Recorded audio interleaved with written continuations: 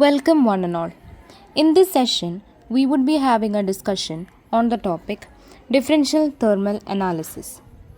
Before moving on to the topic, let us have an idea about thermal analysis.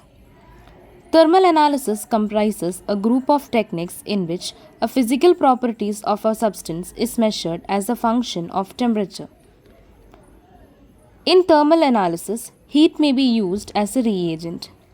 Taken through a wide range of temperatures, a substance may undergo a number of physical and chemical changes. All these physical and chemical changes are accompanied by the absorption or release of energy in the form of heat. Now, let us look through differential thermal analysis. Differential thermal analysis or DTA is a thermoanalytical technique that can be used as a fingerprint for identification of different materials like clays, minerals, cements, etc. DTA allows the dictation of every chemical and physical changes whether or not it is accompanied by a change in weight. Now, let us have a look through its principle. In differential thermal analysis, the temperature of the sample and a thermally inert reference material are measured as a function of temperature. The differential temperature delta T versus the programmed temperature T at which the whole system is being changed gives the temperature at which the transition occurs and whether the transition is exothermic or endothermic. About DTA thermogram.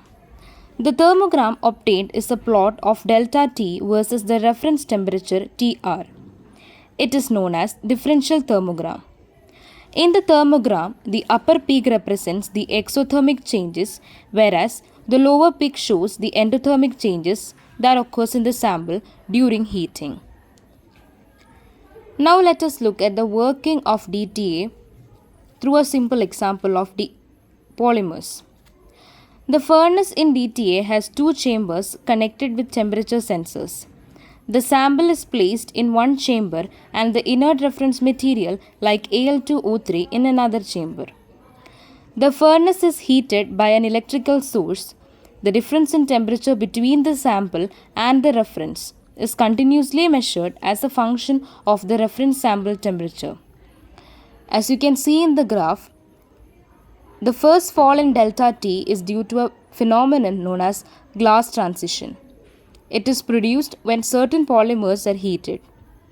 The first maxima indicates an exothermic reaction which is generated by polymers, and the second minima indicates endothermic processes in which heat is absorbed by the polymer.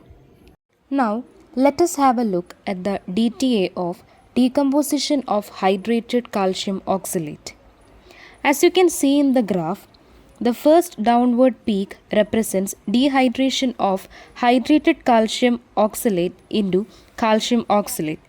It represents an endothermic reaction. The single maxima indicates that the oxidation of calcium oxalate to calcium carbonate and carbon monoxide is an exothermic reaction. And at last, we have the decomposition of calcium carbonate into calcium oxide and carbon dioxide. There is a downward peak which represents that it's an endothermic reaction. Let us have a look at the DTA instrumentation. It mainly consists of a sample and reference taken in holders kept in an insulated chamber. Then, two temperature sensing devices to note the temperature of the sample and reference material. A furnace linked with microprocessor controlled power source for heating. Environment control equipment for providing inert atmosphere inside the furnace.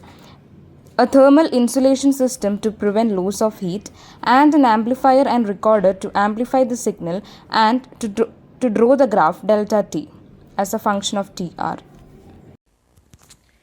In a classical DTA device, alumina, silicon carbide, or glass beads are used as the sample and reference materials respectively and are deposited in two identical crucible-like fissures on a single heating block. The heating block is then placed in a furnace and heated uniformly. By placing individual thermocouples in contact with the samples, the temperatures of the sample Ts and the reference Tr are each measured separately. The temperature of the furnace is controlled using a third thermocouple. The DTA thermogram can be developed by plotting the difference delta T between the test sample and the reference material. Delta T is equal to Tr minus Ts as a function of furnace temperature. There are wide variety of applications for DTA, and some of these are: they are used for the identification of substances like clays, used for environmental studies. DTA is widely used for the quality control of cement, glass, etc. Purity of the compound can be determined. Generation of phase diagram and study of phase transition. They are also used for the determination of heat of reaction, specific heat and energy changes occurring during melting, boiling, etc. For the accurate determination of the melting, boiling, and decomposition points of organic compounds. This method is used to check the quality control of variety of substances including cement, soil, glass, and drug samples.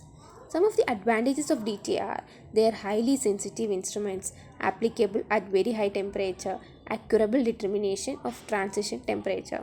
Disadvantages are: they fail to determine small changes in change in temperature, less accurate determination of delta T.